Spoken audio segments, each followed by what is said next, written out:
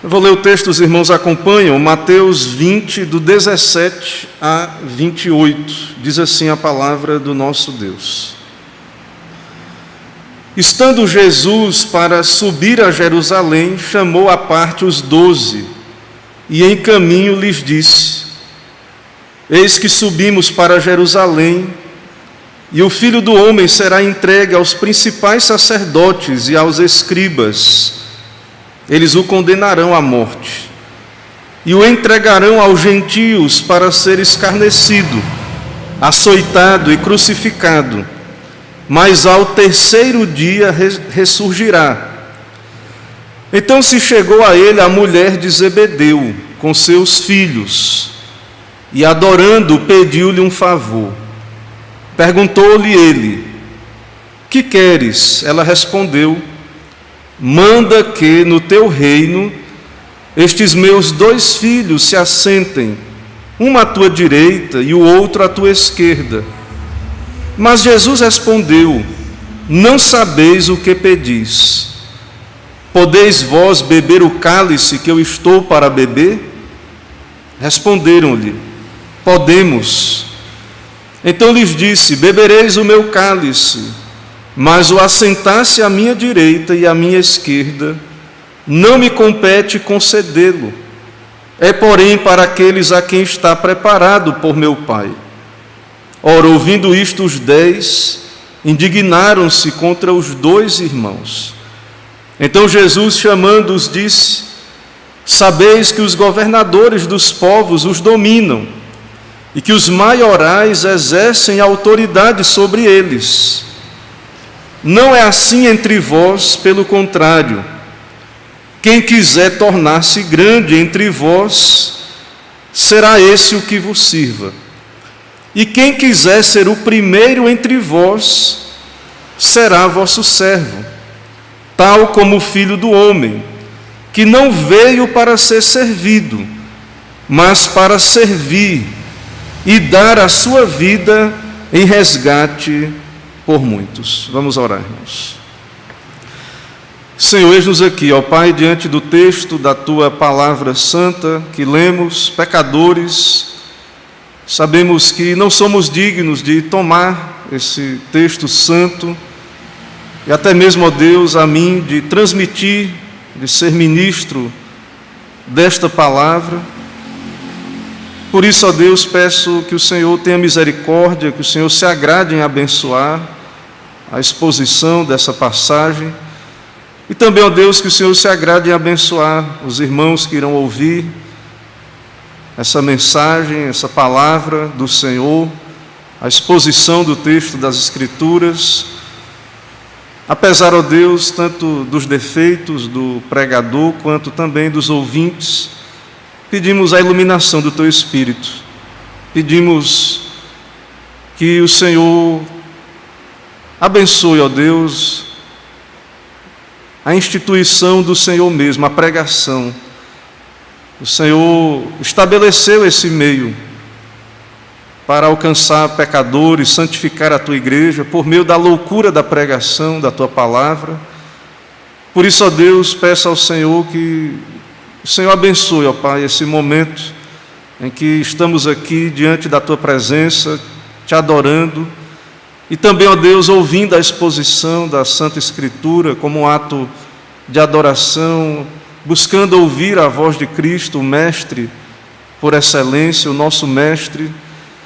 Ó Deus, seja glorificado o Teu nome, e que o Senhor abençoe, ó Deus, os meios que o Senhor mesmo estabeleceu, usar ministros Teus, pecadores, para transmitir, ó Deus, e anunciar esta palavra.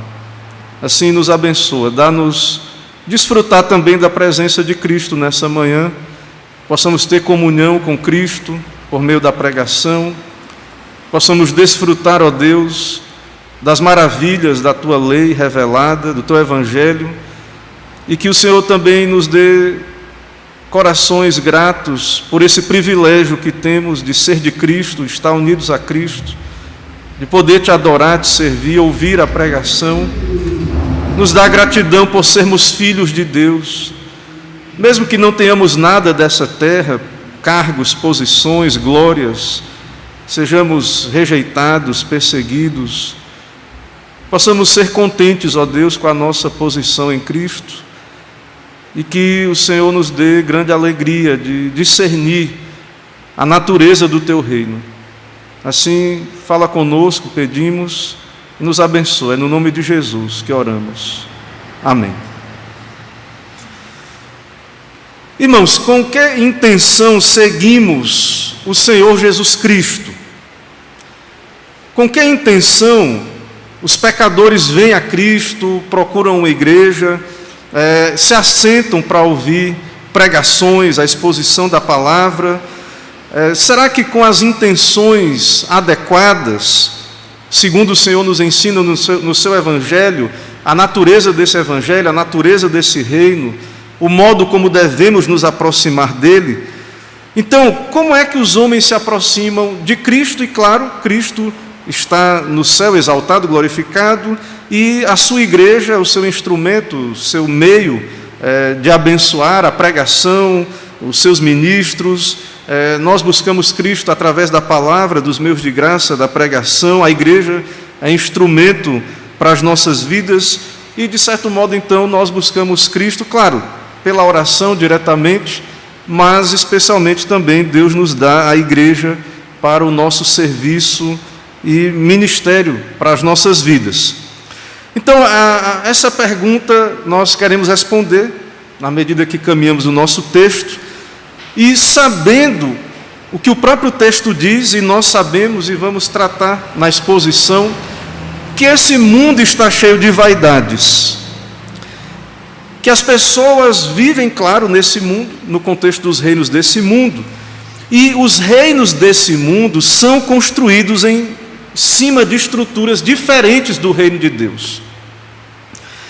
E, por conta disso, não são poucos que buscam glórias, honrarias e cargos supremos na igreja de Deus. Não são poucos, então, diante da pergunta que eu fiz a princípio, com que intenção seguimos a Cristo, né? Quais seriam as intenções adequadas a isso? Nós sabemos que não são poucos hoje no contexto da igreja, e até mesmo quando observamos o reino de Deus e estendemos, né, não apenas a questão da igreja local, mas a cristandade em geral. Aí vemos nas redes sociais e como os crentes estão se comportando na sua vida cristã pública, e que tem a ver com a igreja e a nossa vida na sociedade. Não são poucos que buscam glórias, honrarias, cargos supremos.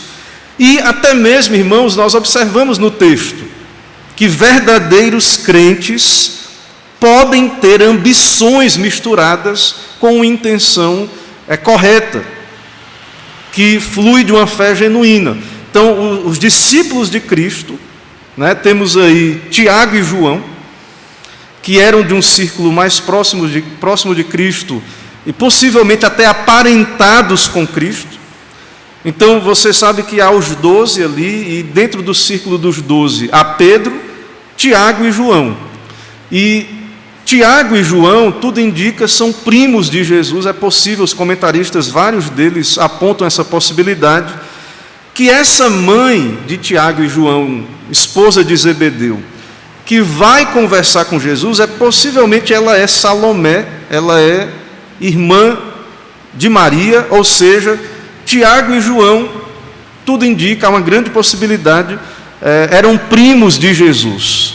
Eram pessoas, então, que estavam próximas de Jesus, porque eram parte dos apóstolos, né? Tiveram a vocação apostólica. Dentro da vocação apostólica, eles tinham uma proximidade por fazer parte do círculo mais íntimo de Jesus, e há uma possibilidade até de parentesco terreno, carnal, embora todos eram judeus, né? Jesus é judeu, então claro que há um vínculo sanguíneo ali com os judeus em geral, mas talvez uma proximidade aí maior. Irmãos, então, nós lemos aí, a partir do verso 17 até o 19, há uma seção que Jesus repete a cruz, para onde ele está indo, a sua missão. Ele vai para Jerusalém e ele vai explicar que será entregue nas mãos dos mestres ali da lei, dos sacerdotes, os escribas, o condenarão à morte.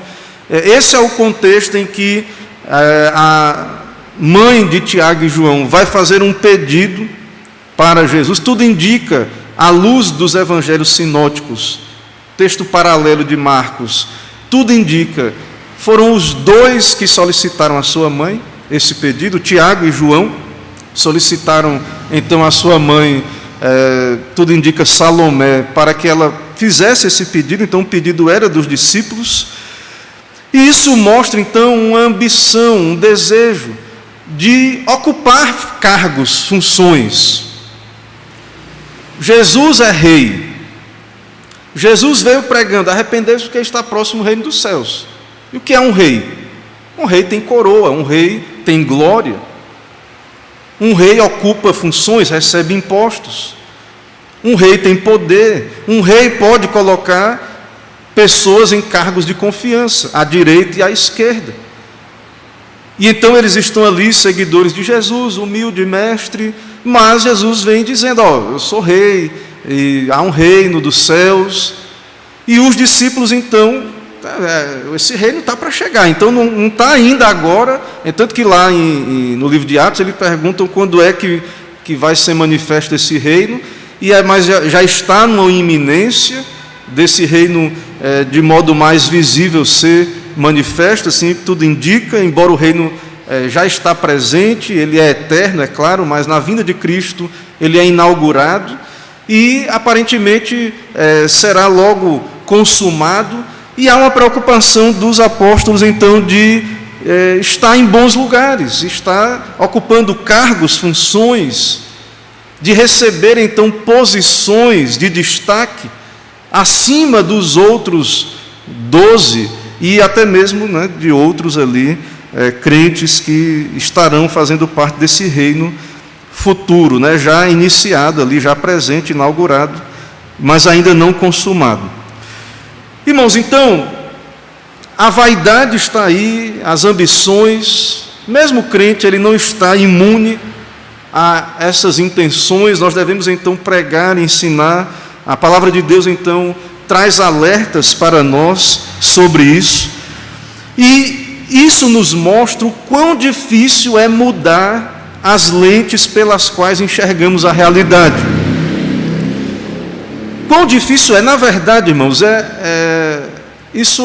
essa mudança de paradigmas, essa mudança de mentalidade, isso é possível por uma conversão religiosa ou algo parecido. As pessoas da área da antropologia, mesmo que não seja uma conversão religiosa, que nós cremos que ela é real, cremos na regeneração, cremos na obra do Espírito com a palavra, de que o Evangelho está sendo pregado e há uma obra soberana de Deus, arrancando os corações de pedra, colocando o coração de carne e produzindo arrependimento e fé, o que faz com que o pecador mude de vida, de direção. Mas mesmo a mudança de mentalidade, de uma mentalidade terrena para uma mentalidade mais espiritual, essa mudança de paradigmas é algo difícil, é algo, a própria conversão também é descrita em termos duros, ali a parábola do semeador, quando a semente é lançada e a ideia de um solo que tem que ser preparado, arado, e há solos ruins, pedregosos, solos que têm espinhos. Então há uma ideia de que mudar de paradigmas, a conversão, e isso até mesmo pessoas que não se converterão, mudar de paradigmas é algo difícil, e que a conversão, claro, tem esse poder pela obra do Espírito com a palavra, ou experiências muito traumáticas podem fazer alguém mudar de paradigma. Estou falando em termos assim humanos, sem uma conversão. Às vezes a pessoa passa por uma experiência de morte, quase morte, uma doença grave, uma crise, ou então assim, a nação passa por uma guerra e quase é destruída. Isso muda, é uma experiência traumática, as pessoas acabam mudando ali, são forçadas a ter uma visão diferente das coisas, mas a conversão, de fato, é aquilo que deve realmente mudar nossa maneira de enxergar as coisas. Mas mesmo os crentes, eles estão nessa terra, eles têm ainda o velho homem, e é difícil, e há um processo de santificação para que essa mudança ela seja aperfeiçoada. E Jesus, andando com os discípulos, ele teve que ter muita paciência com os discípulos, suportar muitas coisas, porque veja, mesmo discípulos de Cristo ainda estavam com a mentalidade mundana. Mesmo discípulos de Cristo ainda entendendo o modo de chegar lá, eles queriam o reino, eles queriam chegar na glória, mas o modo de chegar lá, pediu para a mãe,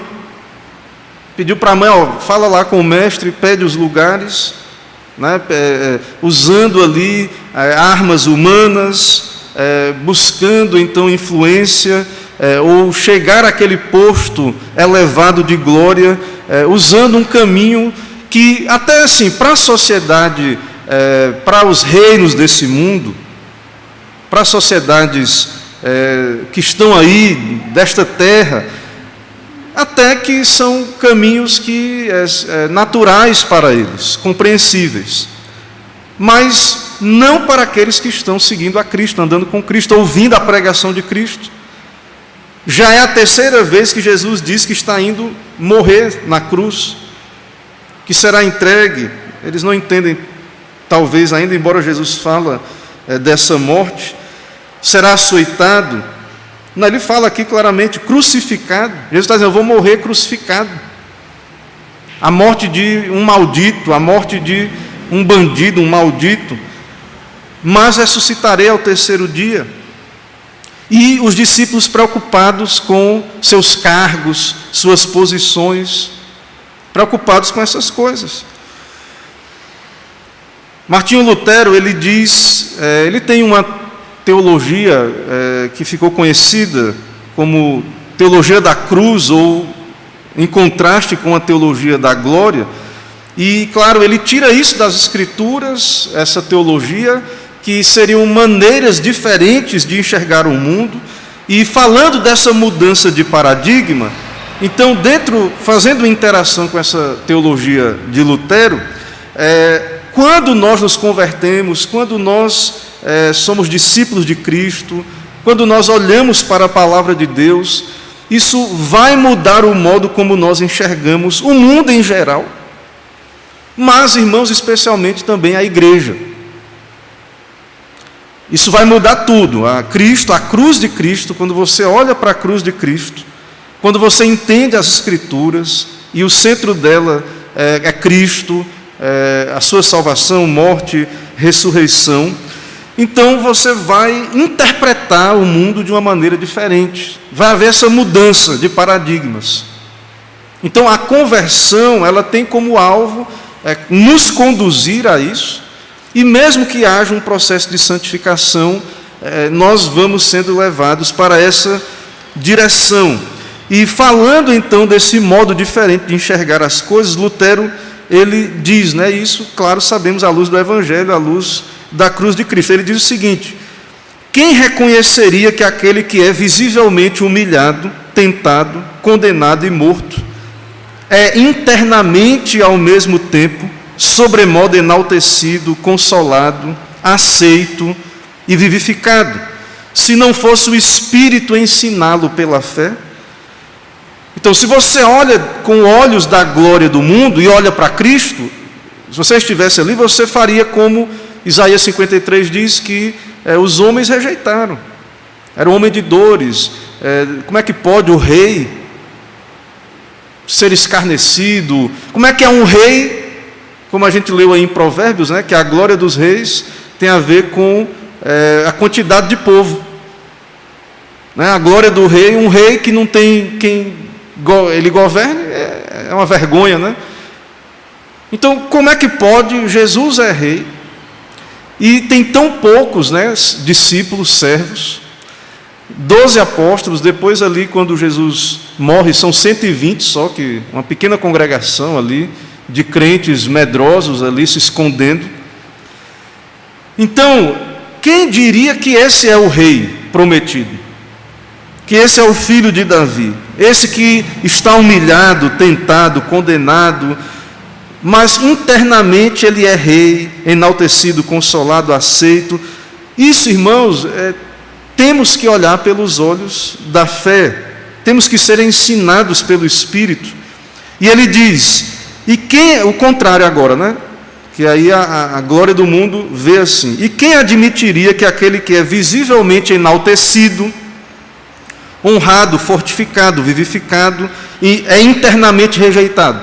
Então você olha para a sociedade, para os reis, para os impérios desse mundo, para os poderosos, e você vê pessoas aí enaltecidas, honradas, recebem prêmios, recebem louvor do mundo, honrarias, mas internamente são réprobos, rejeitados, malditos, desprezados, enfraquecidos, mortos, de maneira miserável. Como é, irmãos, que nós saberíamos disto, se isso não fosse revelado a nós, pela palavra, pelo Espírito Santo? E como é que você pode ter esse discernimento espiritual?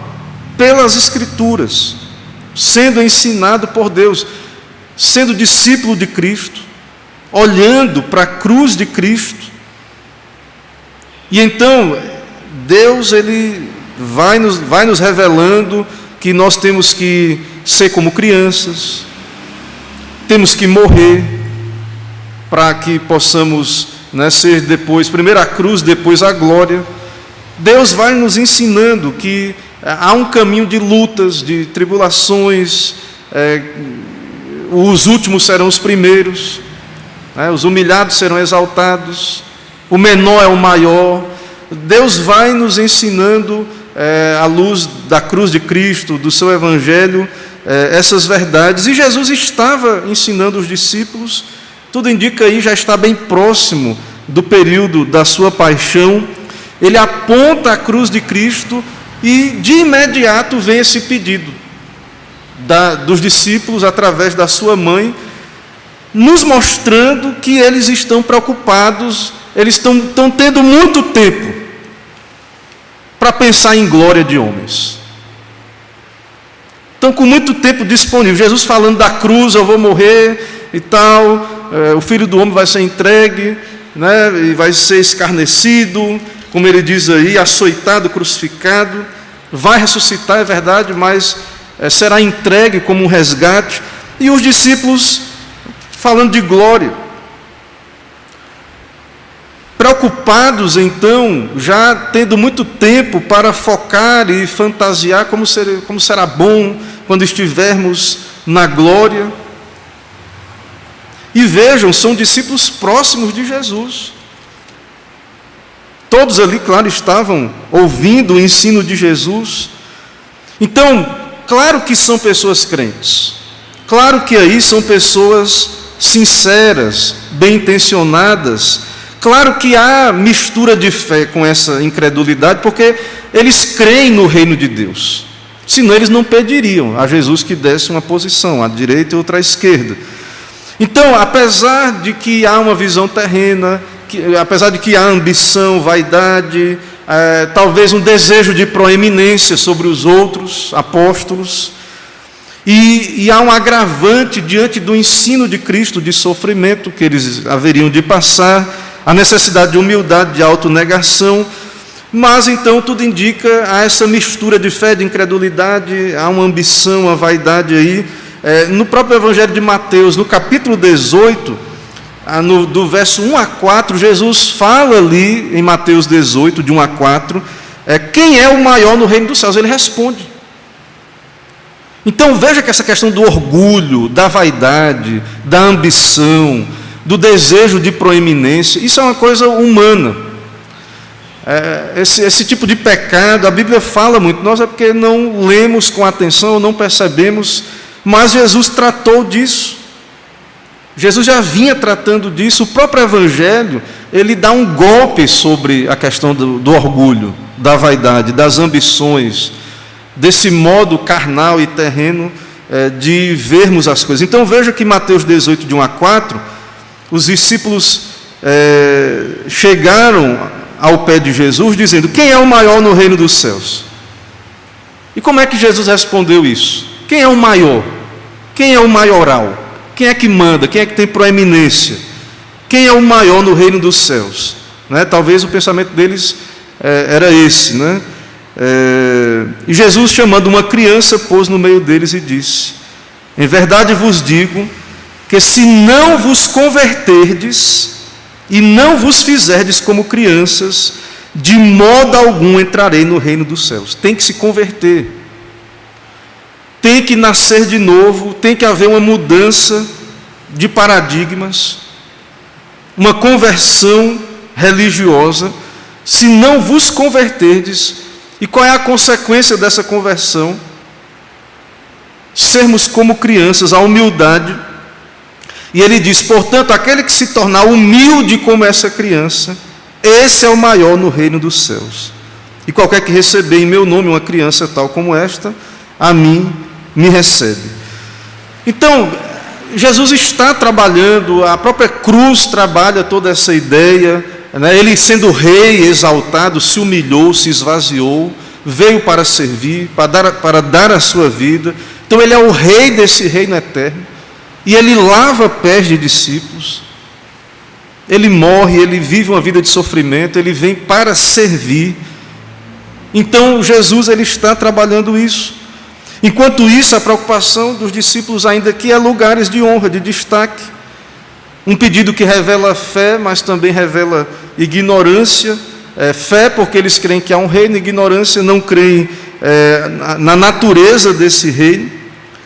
Então, irmãos, nós sabemos que há também os ignorantes totais do que é o cristianismo, que é o reino de Deus. Voltando àquela pergunta inicial: com que intenção, né, vamos a Cristo? Há uma grande massa que está por ambição, por cobiça, por cargos, para serem servidos, para mandarem em Deus, né? Isso aí eu creio que eu não preciso de muita argumentação, os irmãos sabem disso. Vivemos numa época também terrível de egoísmo, de vaidade, de pessoas ensimesmadas, pessoas que querem suas vontades sendo satisfeitas, serem servidas, né? A mentalidade de consumidor e tal, isso trazem para a igreja tudo isso, e as igrejas oferecem também essas coisas para as pessoas aí em geral. Então, há essa categoria aí de pessoas, que é uma grande massa, eu creio que uma grande parte das pessoas que estão hoje nas igrejas estão completamente equivocadas, não entendem a natureza do reino de Deus, e estão nas igrejas procurando glória de homens. Não querem morrer, não vão a Cristo para morrer com Ele, ser unidos a Ele, para então, unidos a Cristo, nascidos de novo, servir a Cristo, servir a causa do reino, e através de servir a igreja, servir a Cristo através da igreja de Cristo. Então as pessoas vêm à igreja buscando, no fundo, satisfação pessoal, são projetos pessoais de vida. E isso, irmãos, não estou falando só de membros, não, é gente que procura cargos, funções, que ocupam lideranças na igreja, pessoas também simples, que sentam nos bancos e que têm expectativas, que até refletem o modo como elas se aproximam de prefeitos, governadores, presidentes. Elas querem ser servidas, querem coisas, né, ali, obter coisas, funções, cargos, ter uma espécie de troca ali com aquelas autoridades, ou até mesmo vantagens, obter vantagens com essas autoridades. E isso, irmãos, a igreja ela não está imune, mas ela deve pregar de modo claro o evangelho, para que cada coisa esteja no seu lugar. Nós não somos contra os reinos desse mundo, temporais, os reinos dessa terra.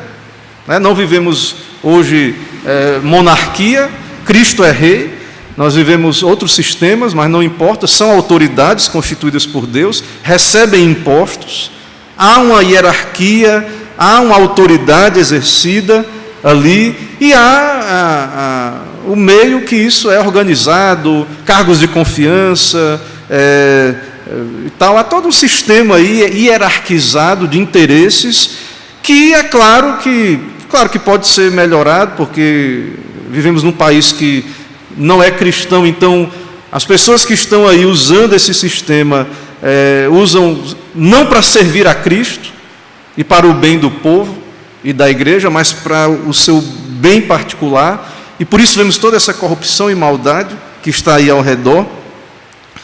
Mas é muito grave, irmãos, quando a Bíblia faz essa separação entre igreja e Estado. A igreja, de modo especial, é o reino de Deus.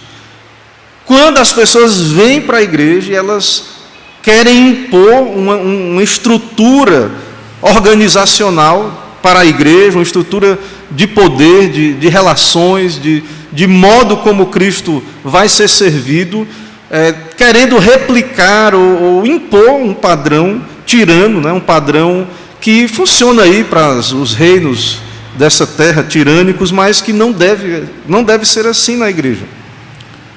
Não é assim que Cristo, o cabeça da igreja, estabeleceu. Então eles esperavam um reino temporal, um reino, embora o reino de Cristo, ele também vai abranger a questão geográfica, geral, política, vai abranger. No final das contas, ele reinará sobre toda a criação e isso vai abranger. Mas esse reino, ele é um reino de uma natureza diferente. Fazer parte desse reino, dar entrada nele é por um modo diferente. E o rei desse reino é um rei humilde, um rei servo, o servo sofredor, um rei que deu a sua vida em resgate, em serviço pelos seus. E parece que os discípulos estão surdos para esse discurso. Eles entendem, mas não entendem. Eles estão ouvindo, mas parece que não entra, não estão ouvindo. Parecem surdos ao discurso de Jesus. Jesus falando de cruz, de sofrimento, de negar a si mesmo, de ser como criança, e eles não conseguindo visualizar isso, mas apenas a glória que sim virá, um estado de glória, mas que antes desse estado de glória vem a cruz, o sofrimento, a exemplo do rei desse reino, Jesus, que veio para servir e dar a sua vida. Então, claro que nós esperamos glória, bem-aventurança, é claro, mas, irmãos, eles estavam preocupados com os melhores lugares garantidos apenas, e sem pensar no pacote, assim, no sentido do que vem acoplado a isso.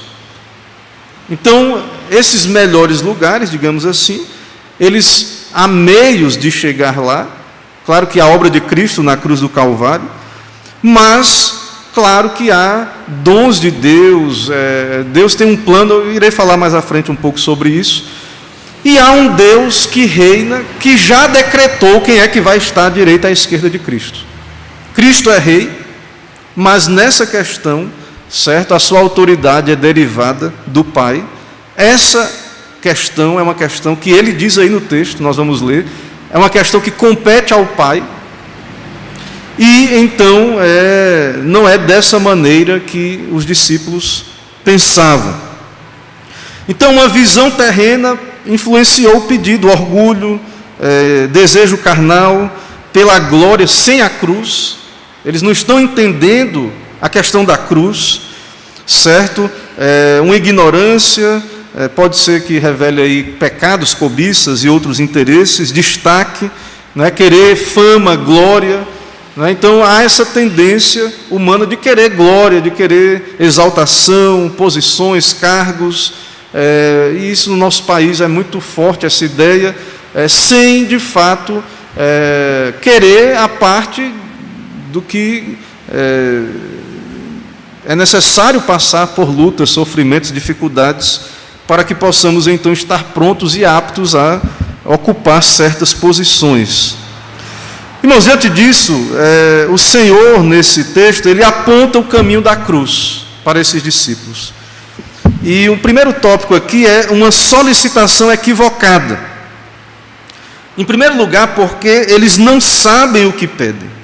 verso 22.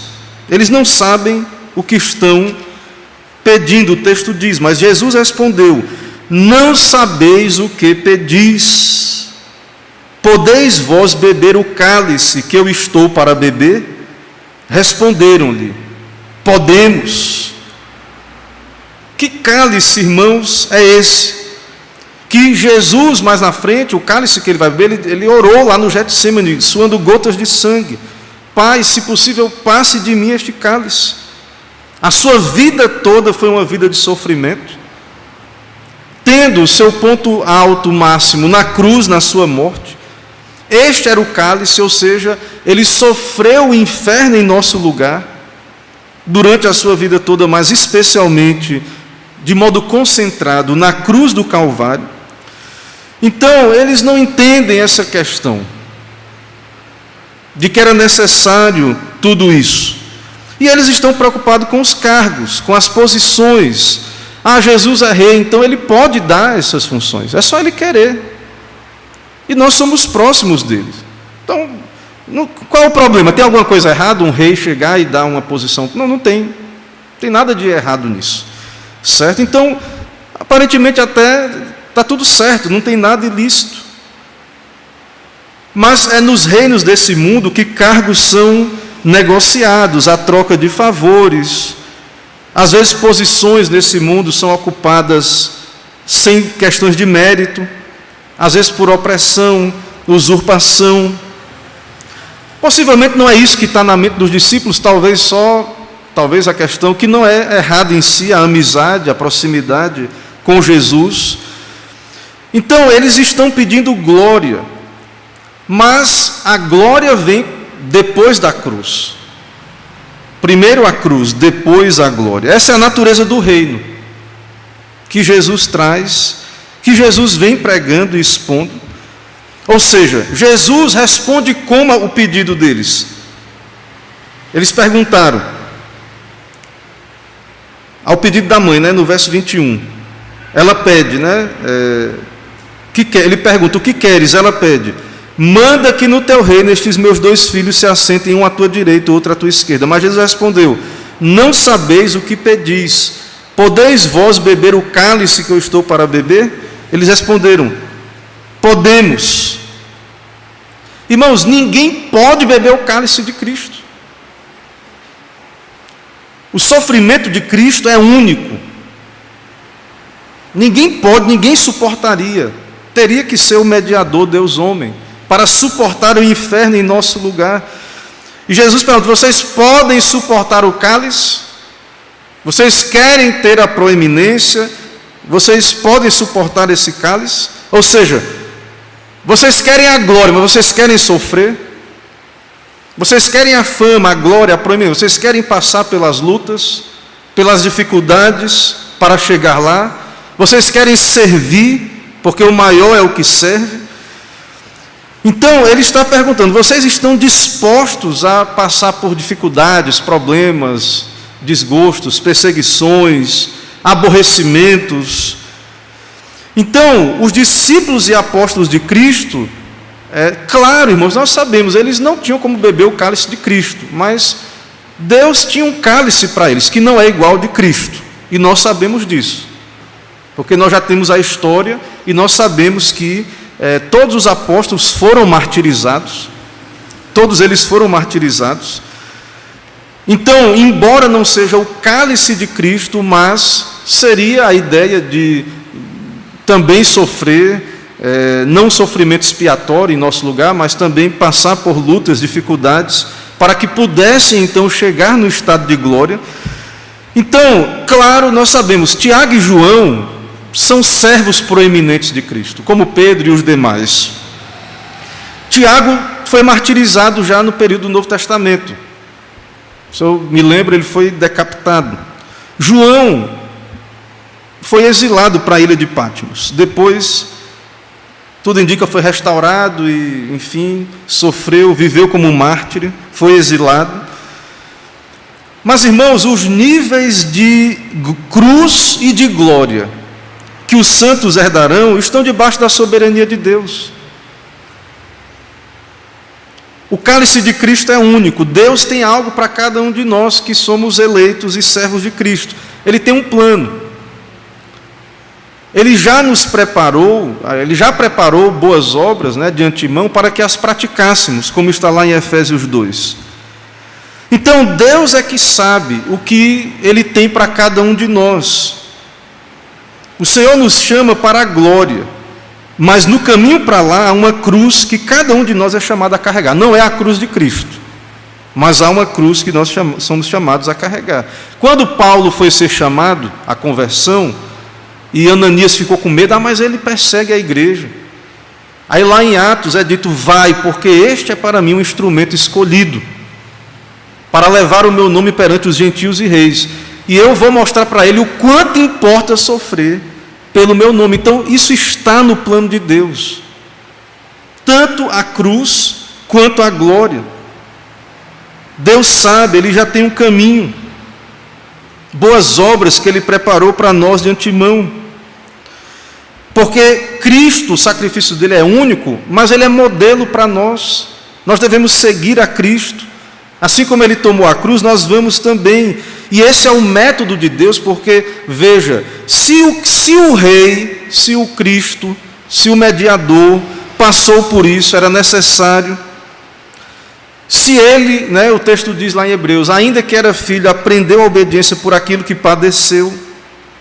Então Deus também tem um plano que envolve a igreja, os discípulos. Nós também iremos passar por lutas, tribulações, perseguições, carregaremos a nossa cruz, aprenderemos com o nosso mestre, que é humilde de coração, e aí chegaremos à glória, e Deus tem um plano, um caminho para nos conduzir até lá, um caminho de lutas, de dificuldades, que é o que a Bíblia nos ensina. Veja, o próprio Jesus pediu para o Pai, se possível, passe de mim esse cálice. Veja a ignorância dos discípulos, podemos, veja a ousadia, a ignorância deles. Eles foram martirizados depois. Outros mártires vieram na igreja, participaram de sofrimentos. Mas, irmãos, eles não estavam conscientes aí, porque, na verdade, Deus vai sustentar os seus mártires, como Ele sustentou, irá sustentar, mas ninguém de sã consciência quer assim, porque quer morrer, isso nós, pela fé, seguindo a Cristo, tomando a nossa cruz, mas não é uma coisa assim de loucura, você abraçar essa cruz ou desejá-la. Então, em geral, o que é que nós podemos aprender aqui? Em geral, o desejo de posição, poder e glória na igreja é fruto de ignorância. Em geral, não sabem o que pedem ou o que estão fazendo. Desejam as glórias, as honras, a proeminência, cargos supremos na igreja de Deus. Às vezes até com aparente boa intenção, olha para os homens e mulheres do passado, santos de Deus, mas não queremos o sofrimento, a cruz, não queremos morrer para as nossas vontades. E esse é um problema, irmãos, da igreja, dos nossos dias, a falta de entendimento dessas coisas. Em segundo lugar, não compete a Cristo conceder, ele diz no verso 23, na verdade, bebereis o meu cálice e sereis batizados com o meu batismo. Veja aí, verso 23, certo? Mateus 20, 23. Então bebereis o meu cálice, mas o assentar-se à minha direita e à minha esquerda não me compete concedê-lo. Porém, para aqueles que está preparado por meu Pai. Tem um texto, uma tradução que diz, bebereis o meu cálice, sereis batizados com o batismo que eu sou batizado. A morte, o batismo de Cristo foi a sua morte. Mas assentar-se à minha direita ou à minha esquerda não me compete dá-lo, mas é para aqueles a quem meu Pai tem preparado. Isso é da soberania de Deus, está no decreto de Deus. E Deus, irmãos, é soberano, é como Ele diz, não é lícito a Deus fazer o que quiser com o que é dele. posições, cargos, soberania, isso está na mão de Deus.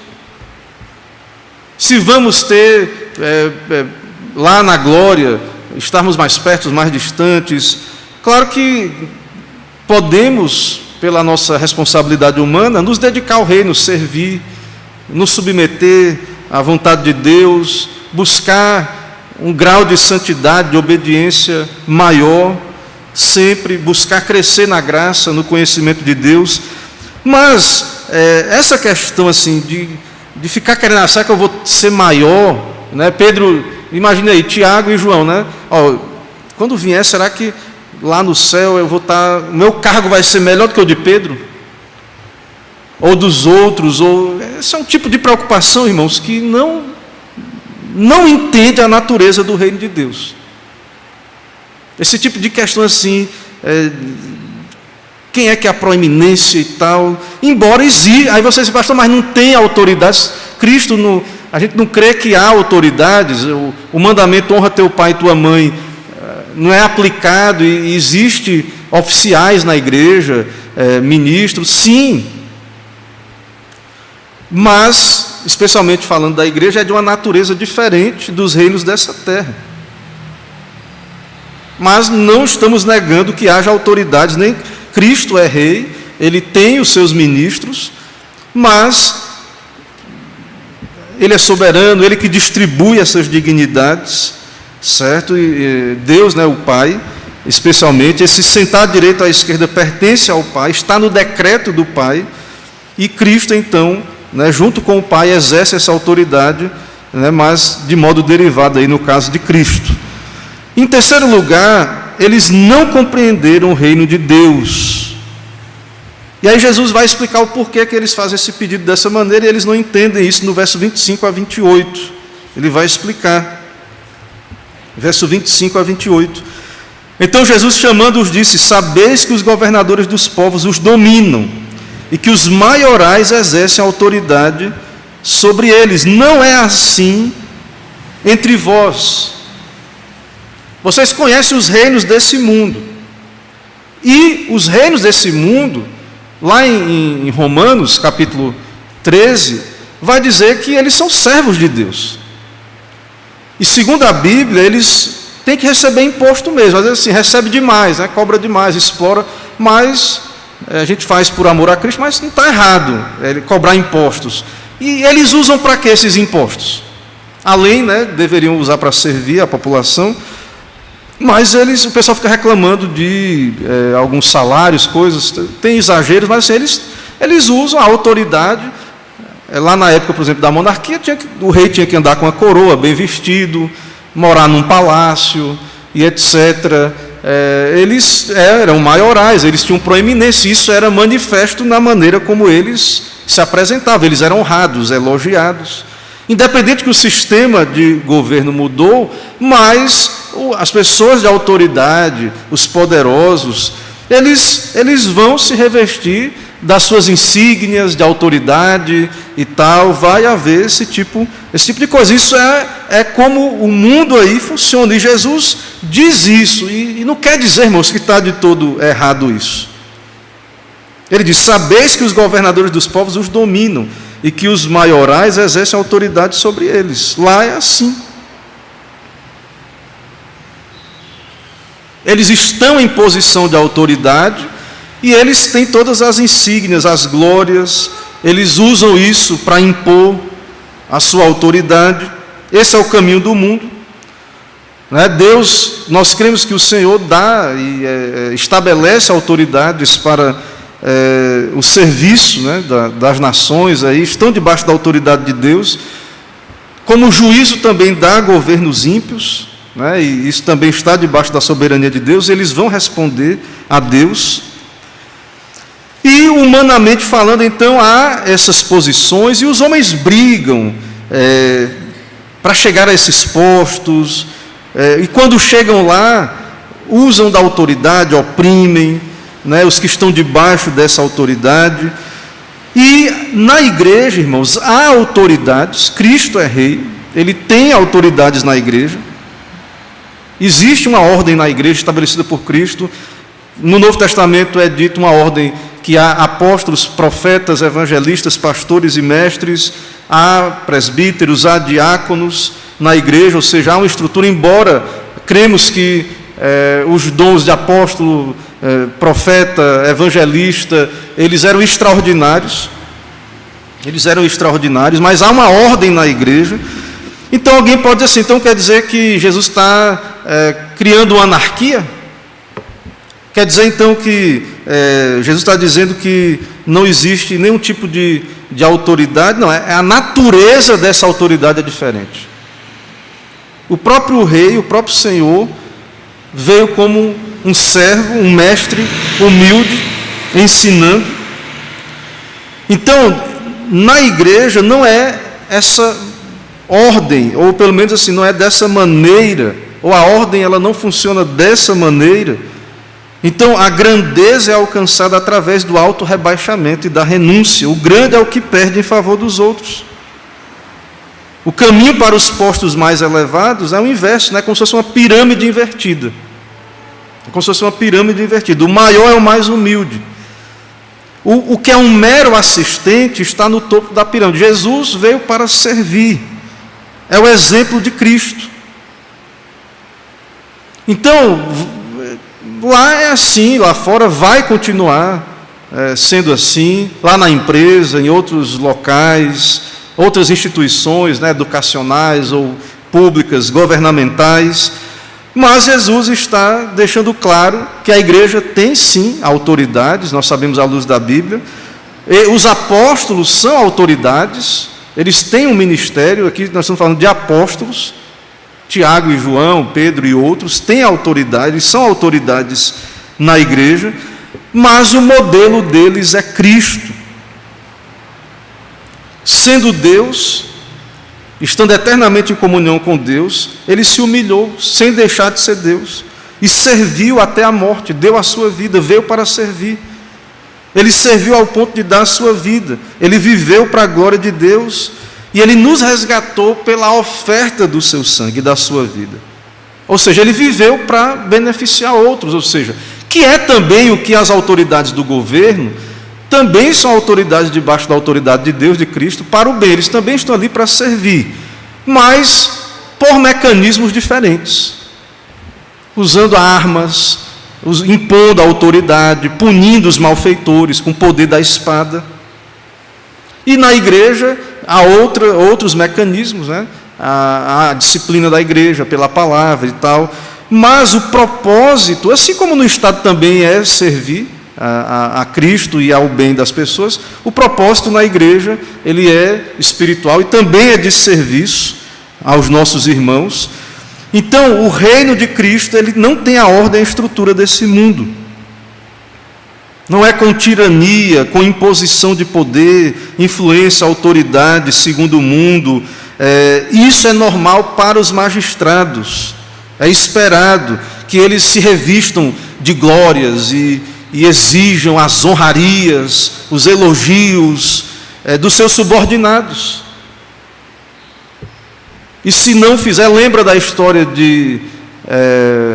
lá de Amã não, Mordecai e aquele lá do livro de Esther, não é Amã, né? Amã, os irmãos lembram aquele ímpio, né? E ele queria a humilhação ali do povo judeu, do povo de Deus, né? Ele não se contentou. Você vê que ele não queria só dinheiro. Tem um momento, irmãos, e tem coisas que não é só dinheiro. Não acho que tudo no mundo é dinheiro. Você vê o mundo caminhando aí para um sistema de coisas, de controle, de tirania, que você vê claramente assim que os poderosos já têm dinheiro, que eles podem viver milhões de anos, eles não conseguem gastar esse dinheiro que eles têm aí. Eles querem controle. O indivíduo lá, ele estava preocupado com o quê? O rei chega para ele e pergunta assim, quando o rei quer honrar alguém, o que é que ele faz? O rei quer honrar. Aí ele pensa assim, quem é mais o rei que vai querer honrar, né? Só pode ser eu mesmo. Aí ele diz um monte de coisa lá que era ser exaltado, ser glorificado. Assim o rei faz ao homem a quem ele quer honrar. Ele queria glória, não estava preocupado, ele já tinha recursos, né, na verdade também, e faz parte. Então, essa é a maneira do mundo, essa é a maneira que os magistrados, a cobiça, claro, é claro que mesmo as autoridades, irmãos, se forem cristãs, se um dia Deus nos der a graça de, no Brasil, termos políticos verdadeiramente cristãos, eles vão estar lá para servir o povo brasileiro, com humildade, servir a Cristo, não por dinheiro, carga, essas coisas, embora que isso vai estar nos corredores ali, mas eles vão estar ali servindo a Cristo, servindo o povo, e vão ter que se revestir das suas dignidades, honrarias ali normais da sua função, e etc. Mas no reino de Deus, na igreja, não é assim, é diferente. Os maiores são os que mais servem. Cristo, nosso Salvador, sofreu em nosso lugar. Então nós também vamos sofrer em benefício dos nossos irmãos. Então as pessoas chegam na igreja, aí vê uma dificuldade, vê alguma coisinha, já nem fica na igreja, ou então acham que tem alguma coisa fora do comum acontecendo na igreja, porque tem lutas, problemas, dificuldades normais da vida cristã, embates pela causa do Evangelho e da verdade. Então as pessoas elas não querem a cruz, não querem submeter as situações. Então, irmãos, Jesus, ele aponta para a cruz de Cristo aí no nosso texto, finalmente, né? Chegando já ao final, Jesus, ele aponta para a cruz de Cristo. Você vê isso claramente aí no verso 28. Ele diz, né, no 26, não é assim entre vós, pelo contrário, quem quiser tornar-se grande entre vós, será esse que vos sirva. Verso 27, quem quiser ser o primeiro será vosso servo.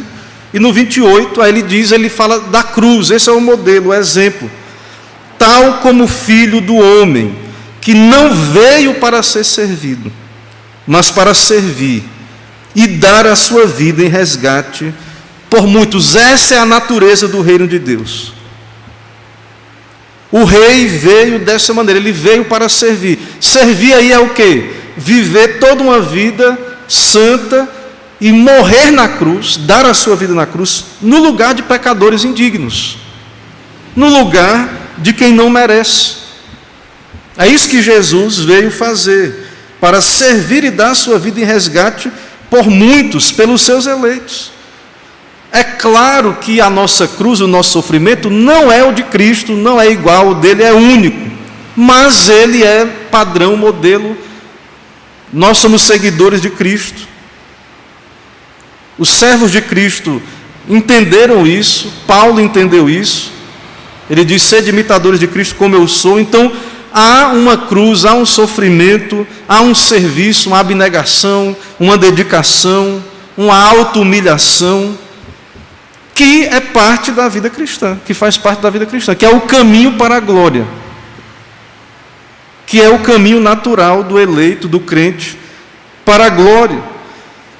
Então, pedir glória é pedir sofrimento, pedir cruz, pedir que Deus lhe permita padecer pela causa do Evangelho. Esse é o caminho para a glória. Então, se queremos mesmo o céu, queremos mesmo estar com Cristo ali, precisamos entender, irmãos, isso. Porque muitos acham assim, atende o apelo, vem, me converti naquele dia, tive uma experiência, levantei a mão, fui lá na frente, agora sou da igreja, e pronto, não tem mais nada, a vida cristã não tem mais luta, não tem mais dificuldade. É só ser membro da igreja, fazer um monte de coisa na igreja, que eu estou indo para o céu. Muitos acham que é isso, que a piedade, a espiritualidade, seguir a Cristo é isso. Eu me torno membro de uma igreja, atendo um apelo, dia de domingo, olhe lá, né? Porque hoje em dia nem isso o pessoal não quer. Eu vou lá, participo ali esporadicamente de uma igreja e pronto.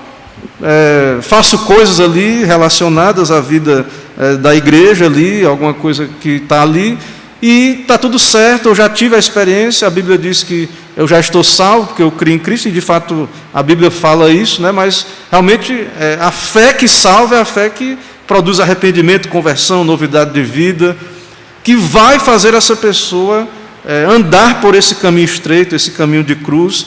Mas não é isso que as pessoas entendem, eu estou entendendo, eles estão fazendo nas igrejas, e aí elas são tomadas pela convicção de que está tudo certo, que elas estão indo para o céu, sendo que elas não entendem nada dessa experiência, desse batismo, desse morrer com Cristo, de ser batizado com Cristo, ser unido a Ele, e embora o nosso sofrimento jamais é o dele, não será o dele, mas há uma participação, o crente ele se identifica, ele também vai seguir esse caminho em direção à glória. Então nós precisamos, irmãos, como igreja, pensar nas nossas motivações. Por que é que nós estamos aqui? Por que é que nós somos membros de uma igreja? Denominação é uma coisa moderna, né? Uma coisa que surgiu há pouco tempo na história. Mas por que é que nós estamos em uma igreja?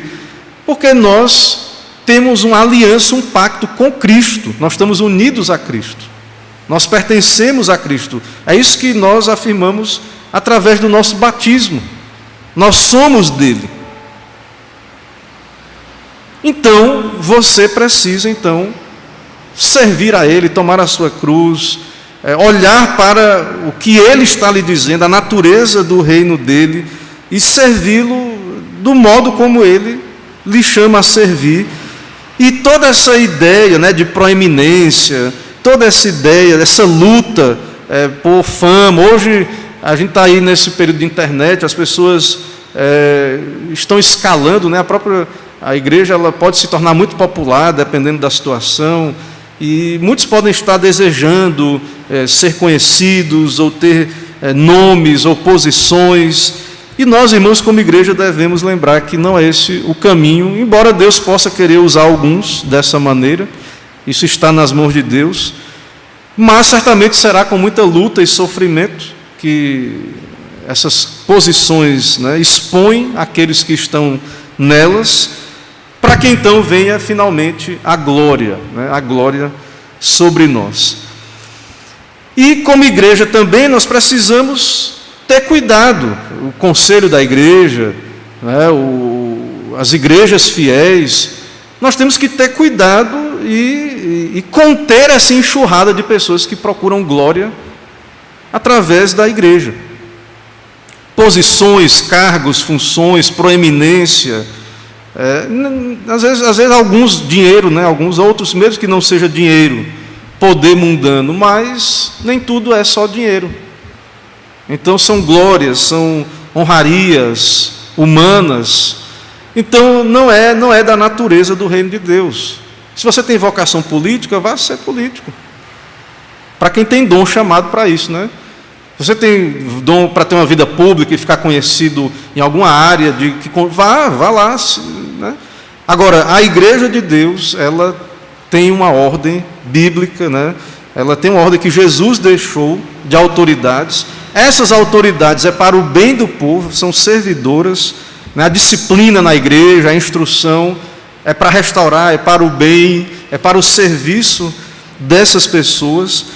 E é necessário, irmãos, como igreja, contermos, né, toda essa enxurrada de pensamentos errados, de mundanismo que está entrando dentro da igreja, certo? Nós precisamos conter isso. Há um custo muito alto isso tem acontecido, certo? De glórias de homens, das igrejas deixando de ser igrejas e se tornando sinagoga de Satanás. Porque se Cristo não é servido, a sua palavra não é obedecida, não é o evangelho que está sendo pregado, não é a ordem de Cristo, nós não somos contra a tradição bíblica, que flui das Escrituras, aquilo que Cristo deixou e a sua igreja ensina. Se não é isso, não é o reino de Deus que está ali. Não é igreja genuína, é sinagoga de Satanás. Então nós precisamos, como ao custo, né, desse mundanismo, dessa enxurrada de coisas que está aí, de estruturas humanas, de glórias de homens, nós precisamos, então, ter muito cuidado, né? Que Deus tenha misericórdia da sua igreja, que nós possamos, então, mudar o nosso paradigma, né? Claro que, à luz do texto que pregamos aqui, não somos nós que mudamos, né? Que Deus tenha misericórdia, que Deus intervenha na sua igreja, quebrante, converta os que ainda estão alheios a esse reino. E se há crentes, como vimos aqui, Tiago e João, mas que tem mistura, né? Tem fé, mas tem incredulidade, entende, mas não entende o reino, você precisa entender, de fato, a natureza desse reino, se submeter a ela, porque Deus vai tratar isso com você. Ele não vai lhe deixar permanecer dessa maneira, e você terá um cálice que você vai participar dele, não tem como fugir dele, certo? Você tem que tomar a sua cruz, negar a si mesmo, você tem que morrer, né? A semente tem que morrer para poder nascer e dar fruto. Cristo foi essa semente, né? E nós também temos que morrer com Ele. Então que Deus nos ajude, irmãos, que o Senhor tenha misericórdia de nós, da sua igreja, e nos abençoe. Amém. Irmãos, vamos orar, vamos encerrar com oração. Oremos. Senhor Deus santo e bendito, Deus de glória, nós te agradecemos, ó Pai, por estarmos aqui te adorando nesse dia do Senhor. Também te agradecemos, ó Deus, por esse texto revelado nas Escrituras, e que foi do teu propósito também meditarmos nele aqui nesta manhã. O Senhor é soberano, ó Pai, o Senhor tem planos, o Senhor envia a tua palavra. Por isso pedimos, abençoa, ó Deus, cada coração, nos dá a entender o que o Senhor tem para nós, serviço a Cristo, serviço ao teu reino, à tua igreja, aos nossos irmãos, assim como Cristo veio para morrer em benefício de pecadores, também nós, ó Deus, estamos aqui para te servir, não às nossas vontades, estamos aqui submissos ao teu querer. Seja feita a tua vontade, ó Pai, nas nossas vidas, na vida da igreja, santifica o teu povo, converte os que têm que ser convertidos, santifica os que têm que ser santificados, e acima de tudo, ó Deus, muda essa perspectiva à luz do teu evangelho, santifica a tua igreja, ó Deus. Submete também os rebeldes, os que tentam, ó Deus, impor uma visão carnal, humana, terrena, que eles possam ser refreados, impedidos de prejudicar a tua igreja, ó Pai. Se nos dá a tua bênção, nos dá um dia de paz, nos traz a noite também para te adorar. É o que pedimos em nome de Jesus, oramos. Amém. Irmãos, nós encerramos esse momento, né, de comunhão, de ouvir a palavra de Deus aqui. À noite, 18 horas, estaremos aqui para adorar ao nosso Deus. Vamos em paz e até logo mais à noite. Amém.